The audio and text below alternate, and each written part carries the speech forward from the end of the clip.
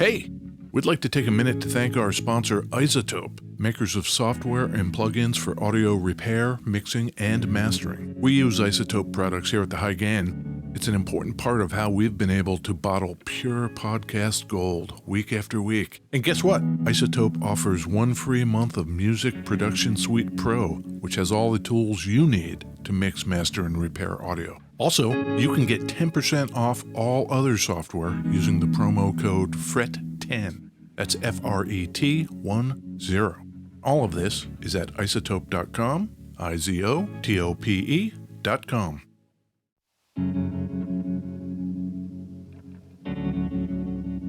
Hey, we'd like to take a minute to thank our sponsor, Isotope, makers of software and plugins for audio repair, mixing, and mastering. We use Isotope products here at the High Gain. It's an important part of how we've been able to bottle pure podcast gold week after week. And guess what? Isotope offers 1 free month of Music Production Suite Pro, which has all the tools you need to mix, master, and repair audio. Also, you can get 10% off all other software using the promo code FRET10. That's FRET10. All of this is at isotope.com, IZOTOPE.com.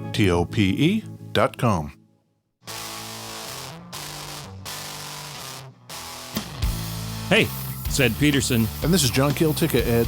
John, it's the High Gain Podcast. It is the High Gain Podcast. We have lots of new stuff today. It's going to be a fun one. We got amps. Yes. We got guitars. Yes. Pedals. Yes. History. Beverages. Intrigue. West Seattle-based nonsense. Beautiful West Seattle. I'm wearing kind of a Mr. Rogers cardigan thing today. It is colder out, so Ed has the grandpa sweater. Yep, bundled up a little bit. I personally endorse grandpa sweaters. Wool cardigans are the thing. Who wants the V-neck? You get hot, you got to pull the thing up over your head. You get cold, you got to put it back on. Mm-hmm. Cardigan, it's off, it's on, it's off, it's on. It's easy. It's also kind of Mr. Rogers-y. It's a way to go. Yeah.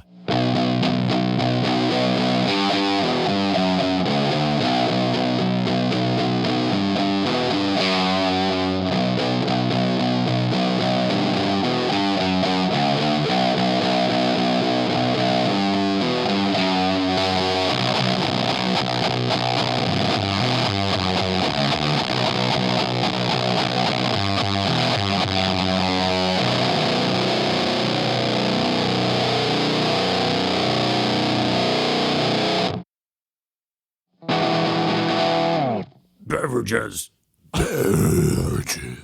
Yes, Ed. Do me beverages. Yeah. Coffee in a crow mug, John. I left the crow mug out for you. Yep. And I impulse An bought actual can. a can of Mocha Nitro Stout non-alcoholic craft beer from Groovy. Groovy. Gruvi. Kind of like a new metal spelling. There are umlauts over the U. Oh, well, how is it? Pretty mocha beery, like a little heavy, stouty kind of thing. Yeah, that's great. Well, congratulations for kind of expanding the palette there, Ed. Oh, thank you. Yeah. What do you got? It's called Celsius. Yeah? It's a sparkling Fuji apple pear beverage. Is it spelled weird? Are there umlauts? No, nothing quite that cool. Okay. It purports to have essential energy, accelerate the metabolism, and burn body fat. Whoa. You just start drinking those, you'll be svelty in no time. Let's see if they actually managed to pack any flavor into this. Pretty good. Yeah? I have coffee too, Ed. George Washington coffee. Yes.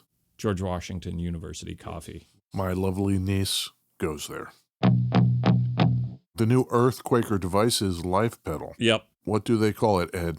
Octave distortion plus booster. I'm sitting here looking at 3 of these things. Yeah, I took a picture because I bought the V1 when they dropped it, and then they did that second drop, the V2 in the smaller enclosure. And I got that one. Yep. And then they just dropped the V3. The V2 has some stuff that the V1 doesn't have, and then the V3 has stuff that the V2 doesn't have. It's definitely evolving. Yeah. The enclosure of the V1 looks hella devilly, which I'm very into. All of the knobs are on the top If you put it on a pedal board, you have no idea what those knobs are set to because you cannot see them. Yeah. We've got a hell of a signal chain today. That's one side. Uh-huh. And then I brought the octave in, and then I brought in the amplitude. God damn. Listen to that. Listen to that sustain.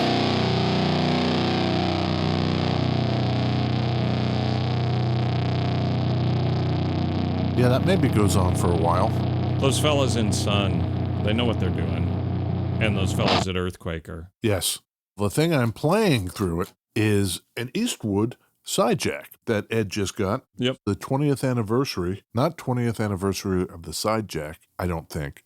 I believe it's the 20th anniversary of Eastwood. Is that true? Sure. Yes. Okay. Congrats, Eastwood fellas. The guy who started Eastwood being one Michael Robinson. Hey, Mike. He started out with his own website called myrareguitars.com. Okay. That website's still around.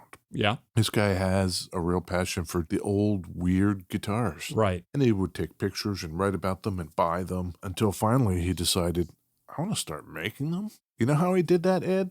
Did he just begin with the import game? Did he just like call a factory? Well, he went to NAMM Okay. in 2001. Yeah. And he was walking around trying to figure out how these things get made. Right. Hey, guy at booth, Yeah. will you make me some guitars? Here's a picture of some old-timey thing. Can you do that? Right. He was completely new to it, didn't really know how it worked, but he did figure it out. When we went to NAMM in 2020, right before the end times, there was that kind of basement level, the bottom floor, and it felt like you could walk up to any number of those booths and ask, hey, could you make a guitar for me? And I imagine it still kind of works that way. Yeah, he did find somebody who could do it, Okay. but in order for it to be even remotely economical, he had to buy at least 650 of them. Oh.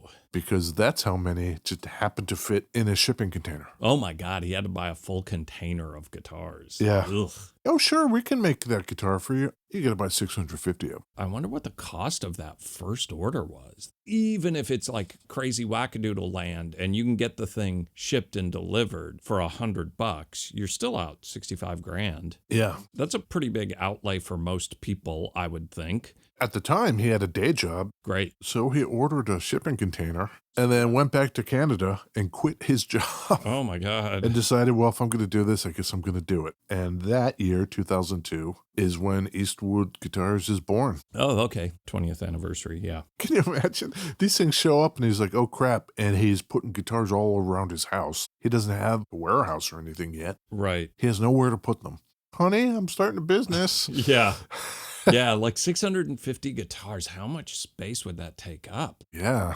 You would hope that's not 650 sunburst, all the same hardware. I guess you can get whatever you want depending on what the factory is tooled up to do. I think back then he was dealing primarily with China and Korea, although these days he also gets work done in Indonesia, at least by looking at the back of your brand new Sidejack Deluxe where it says made in Indonesia. Yeah, So I think that's probably a good guess. that was the assumption I made. It totally sent me down this rabbit hole. What did? The fact that it was made in Indonesia. Yeah. This guitar retails for $750. And they've been running a special where like the first 20 get $200 off. $200 off. Yep. To my door, $550. Well, so what did you find out about Indonesia? What were you looking for? It always blows me away when you get into these price points, right? And this thing is a set neck, bound all the way around, German carve, P90s, and it just feels super solid. It feels pretty substantial. It stays in tune. It sounds awesome. Yeah. And it's $550. This is the Sidejack Baritone 20th Anniversary Limited. From order to my door, 3 days. I think I can explain that part of it. Yeah. Our man Mike has set up warehouses around the country, and then when the container ships come in, he distributes the stuff around to the warehouses. There's one in Chicago, there's one in Nashville, Okay. and such like. So I think, and such like. yeah, so if you order this, Yeah. the nearest warehouse to you is, say, I don't know, like Los Angeles maybe. Mm-hmm. If they happen to already have one in stock there, then you'll get it quickly, I imagine. Right. How do they do that? At which point I was talking to Carter, my son, about it. And he's like, oh, I left that book next to your bed, The Jakarta Method, which is about Indonesia. So I pick it up and start flipping through it.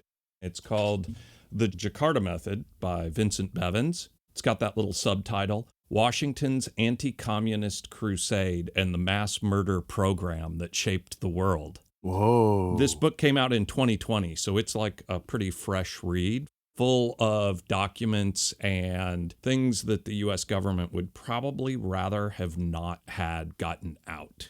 63 to 65, the U.S. government went into Indonesia. There's left wing and right wing, sort of like today, right? Yes. Some of those Cold Warriors decided to fund groups to crack down on generically leftists. They've got left-leaning sympathies, as in, we care about workers' rights. Hippies. The Indonesian hippie movement. So they went in and started killing off leftists. The CIA is helping, and the U.S. government is offering material support as well as intelligence, supplying names, things like that. You hear these stories of the U.S. going to assassinate Castro. Yeah. There's the thing where they were going to blow up his cigar.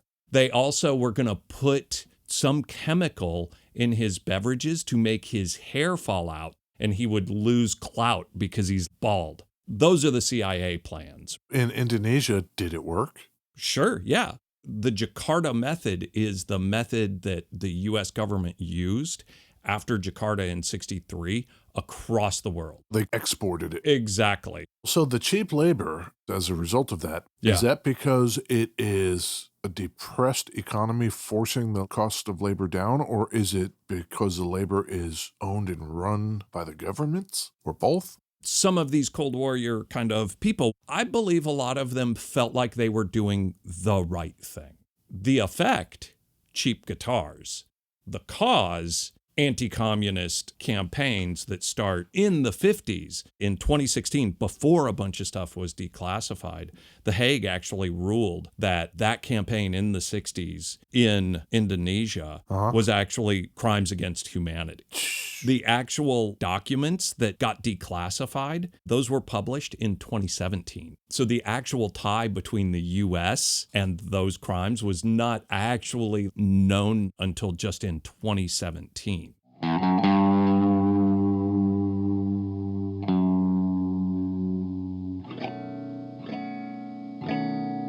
Well, in the beginning of this, Yeah. in the early 60s, Sure. that's about when the electric baritone guitar kind of is invented and takes off. Our man Nat Daniel over at Den Electro. Speaking of Indonesia terror campaigns,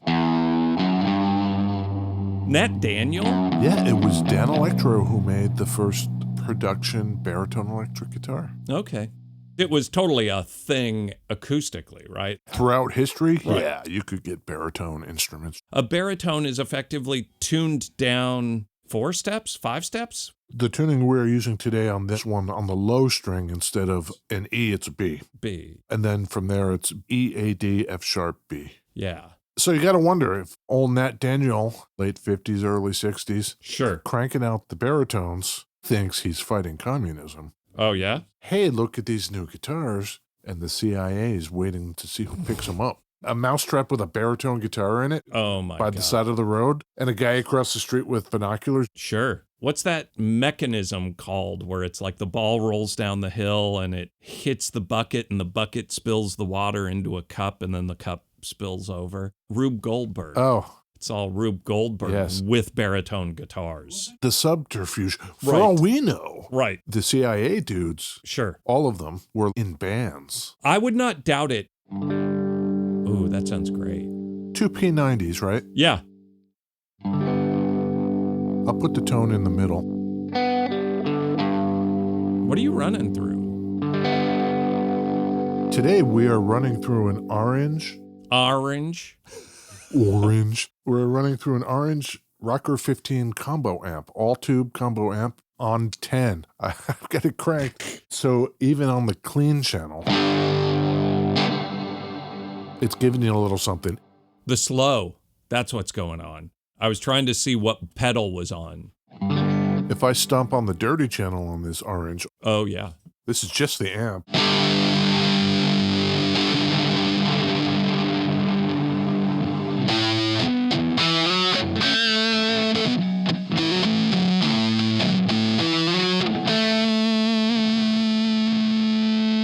Pure orange amp tone.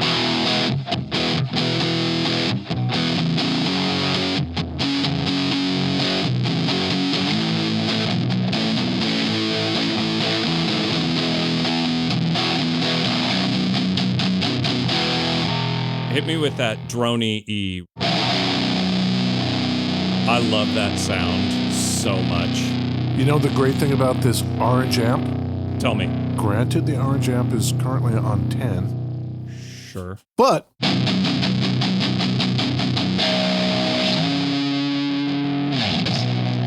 the orange amp has the capacity to go from 15 watts, which is what this is, Yep. all the way down to 1/2 a watt. Is it selectable? It is. It's got two switches, Okay. one on the chassis in the back and one on the top. The top goes half and full. So right off the bat, you switch it to half and you're at 6? 7. Sure. Then there's a switch on the bottom. It's called the bedroom headroom switch. So on headroom, that's full on. Switch that over to bedroom. Yeah. Now the half and full switch on the top takes you down to 1 watt Yeah. and 1/2 a watt. Wild. The Sidejack is based on the Mosrite. I've just always dug that shape a lot. And this was one of those, oh, I can pick this up, impulse buy. An impulse buy of a baritone. Exactly. It's black, check. Yes. It's a baritone, which I have wanted and have never been able to justify. This is pretty cool. Super great build quality. It's nuts. I guess if you're going to go murder some number of people, but in the end, what it gets you is a spur of the moment purchase guitar. Well, I don't know. I guess, Here's all the shit we did overseas. Right. Okay, generals and advisors, was it worth it? Well, look at this fucking guitar. Look at this thing. Look at that.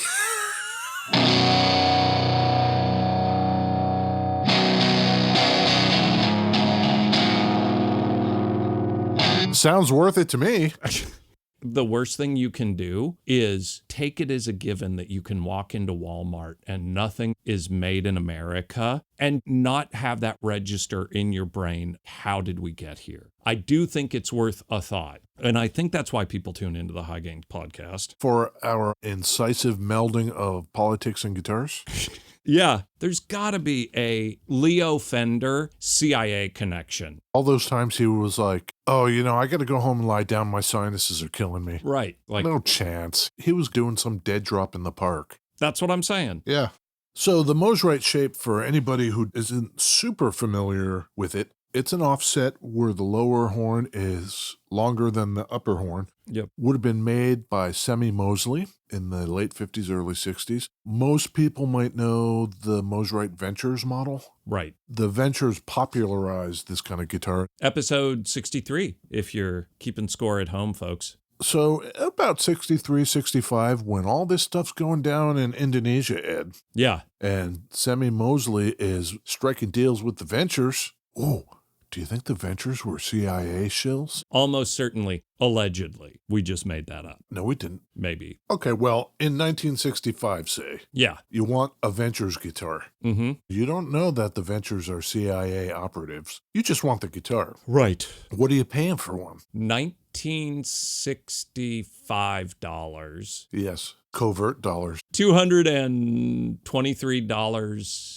$223. Final answer. That's pretty close, Ed. Yeah. But not quite there. It was $450. Half. That country isn't going to take itself over. Sure. That guitar was built in the U.S., that Mosrite. $450? Yeah, that's like $3,600 today.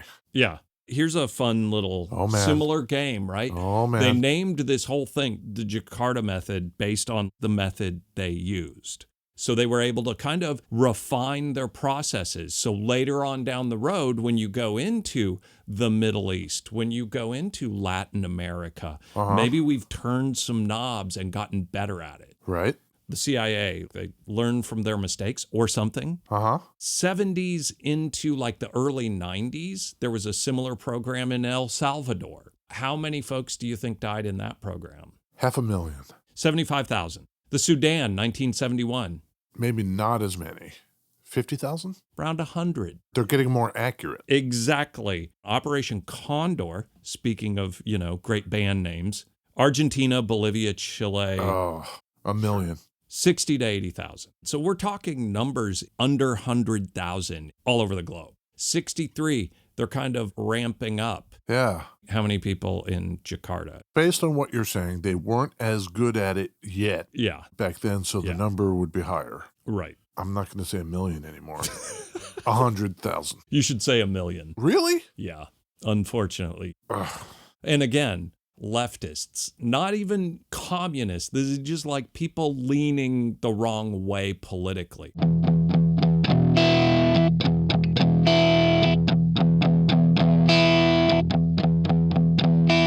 With a baritone guitar, it's tuned to B, and then the second string is E, right? Yes. Effectively, is it a 7-string? If you get a 7-string, you get a low string that is a B, right? But then the rest of them are regular? E, A, D, G, B, E. Right. So that puts it in the key of E still, but with a B.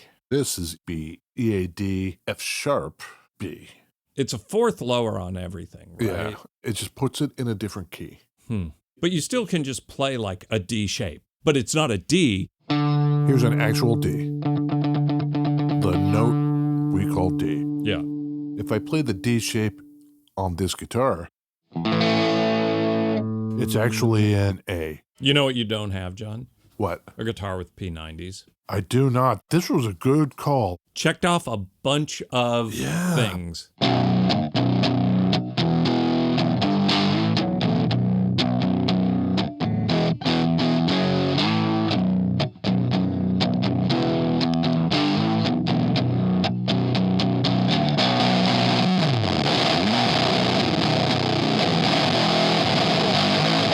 That's that life pedal. That life pedal is great. Pretty good. The CIA bands, we should say, they all sucked. Those guys couldn't play. MK Ultra was probably pretty good. Yeah, they had a couple of hits. Yeah. A couple million hits. You gotta try it. Try and decide. Is it hello or goodbye? Buy or deny? Ed? Yeah. Maybe not funded by covert bucks. Looks like a Mosrite. It's got the P90s. It sounds ripping, especially through that brand new V3 life pedal and the orange Rocker 15 tube amp. I would ask you, buy or deny, but you already bought it. Right. So I will ask myself. Do it. It's a buy. I gotta say this, other than political misgivings, as a musical instrument, I believe there is zero downside to this instrument. Anybody listening to this who's looking at these 20th anniversary Sidejacks, it's a solid buy. It would not hurt to do a setup on this, but we're raw dogging it. It's literally out of a gig bag into John's hand. And it's great. Yeah. I'm impressed with it. We'll have to take lots of pictures, and we're going to put it up on the socials. Do you want to try saying the line, Ed, about our wonderful, fabulous audio overlords? Over there at Ruinous Media? Ruinous Media. Yes. The podcast network of music-related whatnots and such as. You nailed it. Yes, we are proud participants in the Ruinous Media network of music-related podcasts. It shouldn't be that hard for me to remember that. It should not be. It's not that many words. That's what we're all about here. Sure. Okay, then. Cool. Bye. Bye, Ed.